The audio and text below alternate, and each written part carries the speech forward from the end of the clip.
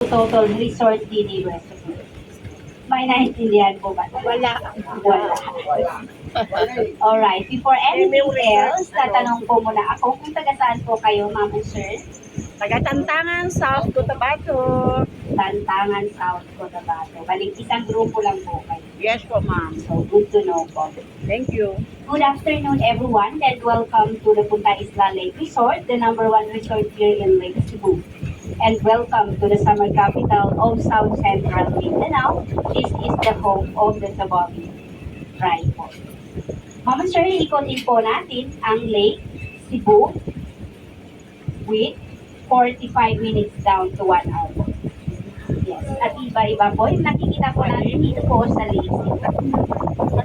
Yung first po na nakikita natin, that is Tabo Island. Doon po na side, ma'am. Tabo Island or Crocodile Island. Pero ma'am, lilinawin lang po namin dito po sa Lake Cebu wala pong crocodile or piranha or serena. So, safe po tayo lahat. Doon po, ang tawag po doon sa amin is Tabo Island po. As we can see, meron po siyang ulo at meron po siyang buntot. Mag-i-entrance po tayo sa buntot ng Crocodile Island or Tabo Island or mag-i-exit po tayo sa ulo ng Tabo Island. Yes po. Yes po, ma'am. At doon naman po sa taas ng Tabo Island. As we can see, meron po dyan na Camdao Lake Cebu. Camdao Lake Cebu, ibig pong sabihin, moving forward for a better future. Yun po ang tagline namin dito po sa Lake Cebu. Yes. At that island, 16 hectares po ang lawak ng island. Pero iba-iba na po ang may-ari ng island. Pero kagaya din po namin, pure blooded sa bawat dito. Yes po. My name is Angelina, your tour guide for today. At ating boat captain naman po, si Kuya Wilmar. Kuya. Yes po. Mag-hi po tayo sa kanya.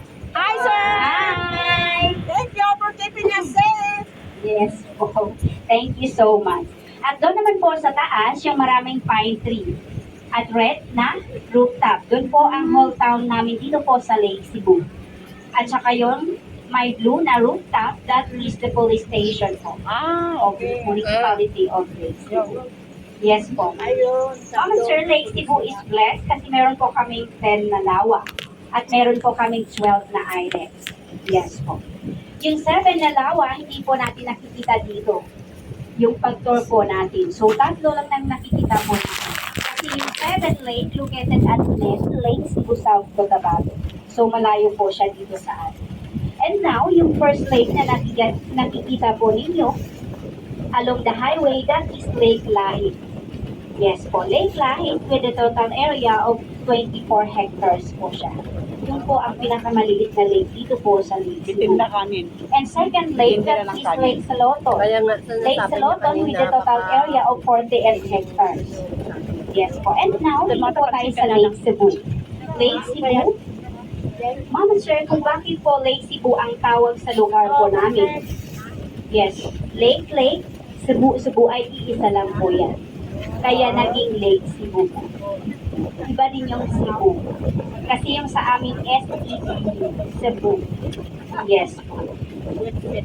Ang lalim naman po ng lake doon sa harap ng Punta Isla Lake Resort is 180 feet. Yes po. Yes po. At dito po sa Lake Cebu, with the total area po, 354 hectares po ang lawak ng lake. Yes po. Ma'am Sir, kung bakit po green ang lake dito po sa Lake Cebu? Kami po ang pinakamalaking supply ng Mountain Dew sa buong Pilipinas. Nakatingin si Ma'am Sir sa Mountain Dew. Expire nga lang. Maliban na lang pag-accident nadulog. Wala na po kami. Bakit po green ang lake dito po sa Lake Cebu nang dahil po yan sa reflection ng mga puno po natin at saka yung green RJ doon po sa ilalim ng yung green RJ nakakatulong din yan sa mga isda na palawas ng fish cages. So doon po sila nabubuhay at nakatulong din yan sa mga isda. Mama Sir, yung sabi ko po kanina doon is 180 feet. Dito po nagbaba na po tayo ng 40 feet. So, 140 feet po ang lalim dito po na side. Kung may gusto i-try ang lalim ng lake, the door is open. No. Ayan si sir. Hindi ako narunong lumayo. Yan po, joke lang po yun. Talking naman po sa ating safety, meron po tayong life jacket sa inyong upuan. In case of emergency. Sarap dito, guys. Gagamitin po natin yung life jacket. Ma'am and sir, doon po na side, bilong din yan sa 12 Island. At saka doon po sa gitna. Ang tawag po dito po na side is tuko bali.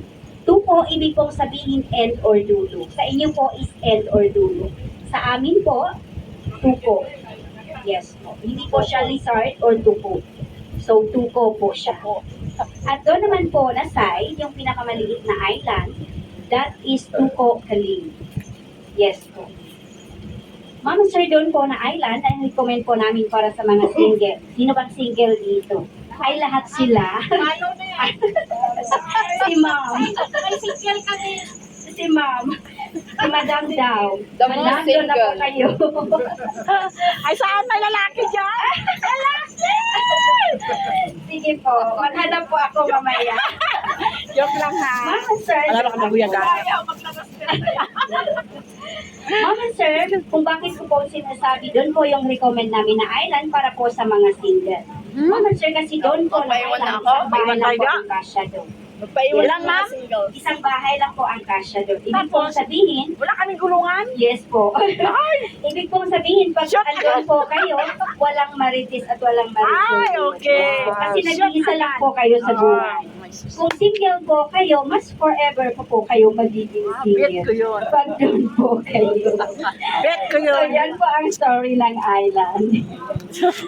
Now, dito na po tayo. Papasok na po tayo sa Cebu Udi.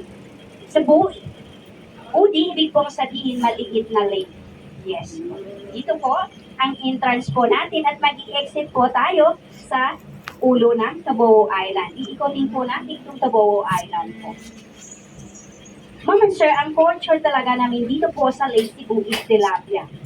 Pero ngayon, marami na po. Pangasius, haluan, at iba-iba na po mga isda dito po sa lake. Pero yung culture talaga namin or na-known ang Lake Cebu nang dahil po yan sa tilapia. Yes po. Ang pinakamalaking isda na nahuli dito po sa Lake Cebu is 60 kilos. Yes po, 60 kilos po. Pero hindi po siya tilapia, pangasius po siya. Ay, kalaki. Yes po. Yes po, madam. Nabubuhay din po sila. Oo, sa fish cages po. Mga sir, dito po sa island, as you can see, meron na po silang kuryente dyan. Last month na po sila nagkaroon ng kuryente dito po sa island. Pero yung ginagamit po nila dito, before, lampara, kandila at solar po. Yes po. Pero ngayon, na-enjoy na po nila yung ilaw po nila dito po sa isla. Yes po. Mama sir, at your left side and right side, puro po yan mga fish cages. So, ang laman po niyan is 1,000 to 1,500 po ang laman po ng fish cages. Finger fish po yan. At pinakain din po yan umaga, tanghali at hapon. Kagaya din po natin. Ang kakaiba lang po, wala po silang merienda. So, naka-mountain dew lang po sila. Yes. Ano po? Steady Mountain Dew. Yung tilapia po, ilang buwan bago harvestin po. Ano po, 4 months to 6 months po. Yes po, dipindi po yan sa pagpakain ng tilapia. So, 3, ang isang kilo po, 3 to 4 po siya. 3 piraso or 4 na piraso po yan. Ang laki, sa laki po ng tilapia. So, dipindi po yan sa pag-feeding ng tilapia. Yan po. Mama sir, dito po sa Lake Cebu, connected po siya sa Surala before. When I was 1963. Yes po. Yung una na po, mayor dito po sa Lake Cebu, hindi po siya pure-blooded. So, Ilonggo po siya. Yes. Let's separate ang Lake Cebu when I was November 11, 1982. Nag-separate